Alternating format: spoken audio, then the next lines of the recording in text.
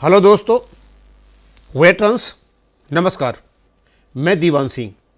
आपको पता है कि 8वें वेतन आयोग का गठन होने के बाद कई प्रकार के जो टेबल्स हैं वो यूट्यूब पर सर्कुलेट कर रहे हैं और कईयों ने कई प्रकार से हिसाब लगा करके उनको डाला है। अब 3 फॉर्मूला पास में आए हुए हैं हमारे पास। एक तो ये कि जो संभावित वृद्धि है गवर्नमेंट जो दे सकती है 20 से 25% के बीच में या 30% तक, तो उस पर तो बैठता है आपका 1.9%। 1.9 आपका मतलब आपका मल्टीप्लाई कर लीजिए आपकी वर्तमान पे को। और एक टेबल 2.8 से सर्कुलेट हो रही है, जिसकी 2 टेबल पहले मैं डाल चुका हूं। एक और टेबल सर्कुलेट हुई और ये 2.82 से बता रहे हैं और ये कहते हैं कि ये भारत सरकार ने अप्रूव कर दिया है। भाई बड़ा कंफ्यूजन पैदा हो गया, आखिरकार इनमें सही क्या है? क्योंकि इन सब के हिसाब से खास करके हमारे जो आर्मी के आदमी हैं अपनी पेंशन कैलकुलेट कर लेते हैं और जब नहीं आए तो फिर दुखी होते हैं और सरकार को गाली देते हैं। मैंने सोचा कि क्यों नहीं चलो एक रीजनल तरीके से सबके सामने रखा जाए और खुद लोगों पर ही डाल दिया जाए कि भैया बताओ कि वृद्धि क्या होगी। तो मैंने एक टेबल बनाई और टेबल बनाने के बाद ये जो पहला कॉलम है 5,000, 10,000, 15,000, 20,000, 25,000, 30,000, 35,000, 40,000, 45,000, 50,000, 55,000, ये 6वें वेतन आयोग की फिगर्स हैं। ये इन्हीं के आधार पर आपकी पहली ओआरओपी आई थी, आपको पता होना चाहिए। और लगभग 6वें वेतन आयोग में जो फिगर्स हैं वो 5,000 से लेकर के और मेरे ख्याल में 15,000 तक ये खत्म हो जाती है किसकी, जीएसयूआर की। आगे यदि चलती हैं तो ऑनरेरी नायब की चलती होंगी, सारा का सारा ऑफिसर्स का या सिविलियंस हो और चाहे आर्मी वाले हों। जब इनको 125% डीए से जब हमने ये किया तो इसकी जो डीए और दोनों मिलाकर के 31/12/2015 को ये इनको पेंशन मिल रही थी। 5,000 वाले को 11,250, 10,000 वाले को 22,500, 15,000 वाले को 33,750, क्योंकि डीए यहां जो था वो 125% था। और इसी प्रकार इनको ये मिल रही थी। और 55,000 वाले को मिल रहे थे 1,23,750। क्यों मिल रहे थे? क्योंकि इनका जो डीए था 125% था। और इसी फिगर को जो 31/12/2015 को जो आपकी ये फिगर थी, ये तो थी आपकी टोटल पेंशन जो आपको मिल रही थी। लेकिन जो आपकी बेसिक पे थी 6वें वेतन आयोग में 5,000, 10,000, 15,000, इसको 2.57 से मल्टीप्लाई करके यानी ये और 7वें वेतन आयोग की फिगर बना दी गई। ये बनी आपकी। और 1 जनवरी 2016 को जो आपकी फिगर बनी, बेसिक पे बनी, तो आपका जो डीए था वो हो गया 0। इसका मतलब ये हुआ कि आपकी जो 31/12/2015 को जो आप पेंशन ले रहे थे 11,250 का बन गया 12,850, यानी वृद्धि हुई आपकी 1,600 रुपए की। 22,500 का बन गया 25,700, वृद्धि हुई आपकी 3,200 रुपए की। 33,750 का बन गया आपका 38,550 और वृद्धि हुई 4,800 रुपए की। 45,000 जो पेंशन ले रहा था टोटल, उसकी बनी 51,400 2.57 से और वृद्धि हुई 6400 की।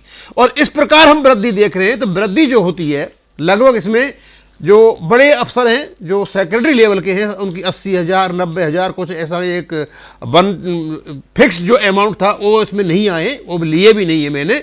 लेकिन इसमें अधिकतर ऑफिसर आ जाते हैं। तो हम देखते हैं कि 1,600 रुपए से लेकर के 17,600 रुपए तक की वृद्धि हुई थी 7वें वेतन आयोग में 2.57 से। एक आइडिया ये हमारे साथ आ गया।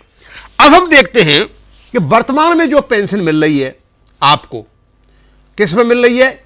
जो 2.57 से 7वें वेतन आयोग की फिगर है वो आपको वर्तमान में पेंशन मिलेगी 12,850 वाले को। यदि 65% डीए से लगाया जाता है तो इसको मिल जाती है 21,202 रुपए।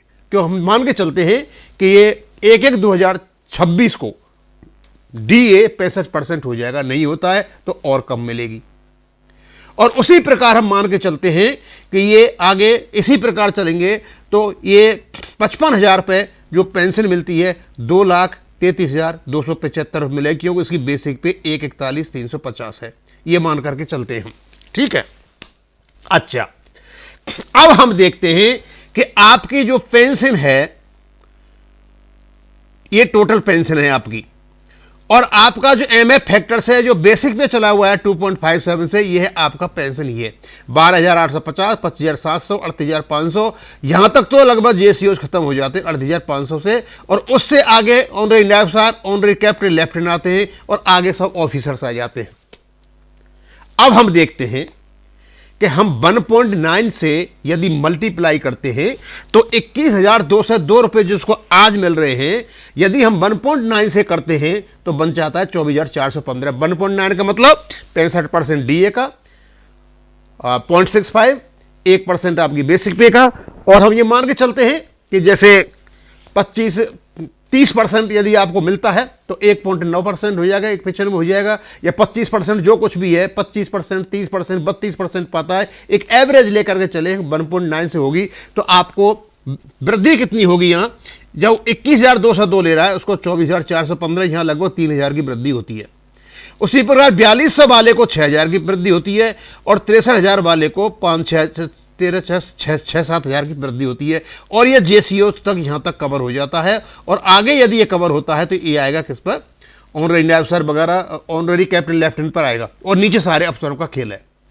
अब मैं ये चलता हूं, यदि मैं 2.28 से करता हूं तो 21,000 के 29,298 हो जाते हैं, और 42,000 के 58,000 हो जाते हैं, लगभग 16,000 की वृद्धि यहाँ होगी, और 63,000 के लगभग कितने 23,000 ये बढ़ जाते हैं, यानी यहाँ वृद्धि ऐसे हो रही है। और यदि ये मान के चले 2.82 वाले ये कह रहे हैं कि भाई इतनी सरकार ने वृद्धि कर दी है, तो 21,000 के 36,237 यानी 15,000 की वृद्धि होती है, 4,200 वाले को लेकर 36,000 की वृद्धि होती है, 63 वाले को लेकर 37,000 की वृद्धि होती है, और इसी प्रकार लेकर के यदि चले और नीचे तक हम देखें तो आपको खुद पता चल जाएगा क्या ये पॉसिबल है।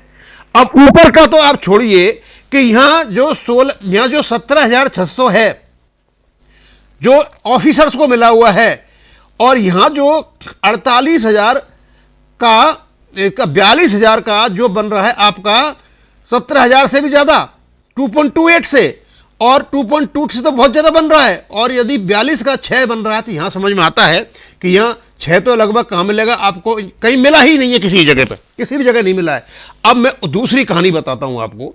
आप ये बताओ भैया कि 1,41,350 किसी की बेसिक पे 2.57 लगा करके, ये कि ऑफिसर ग्रेड में होगा, जिसको 17,600 का फायदा हुआ था, कब, जब 2.57 आया था, तो इस व्यक्ति को क्या बेसिक पे 1,68,000 होगी, या 3,22,000 होगी, या 3,98,000 होगी। 3,98,000 यानी ये 2.82 तो कैसे भी नहीं हो सकता ना, 1,41 का लगभग 1 लाख, मतलब लगभग 1.5 लाख से ऊपर एक महीने में वृद्धि नहीं हो सकती। और इसी प्रकार यदि आज इसको देखोगे तो मुझे नहीं लगता कि 2.82 वाला फॉर्मूला है ये कहीं भी लागू होता होगा। ये केवल और केवल एक गुमराह करने वाली बात है। एनीवे, अच्छा है आप इसको लगा रहे हो, हिसाब लगाइए, 2.57 से 2.82 पर ले गए, कैलकुलेशंस कुछ है नहीं। और उसके बाद यदि हम आते हैं 1,41,350 वाले व्यक्ति को 3,22,000 रुपये मिलते हैं यहाँ पर।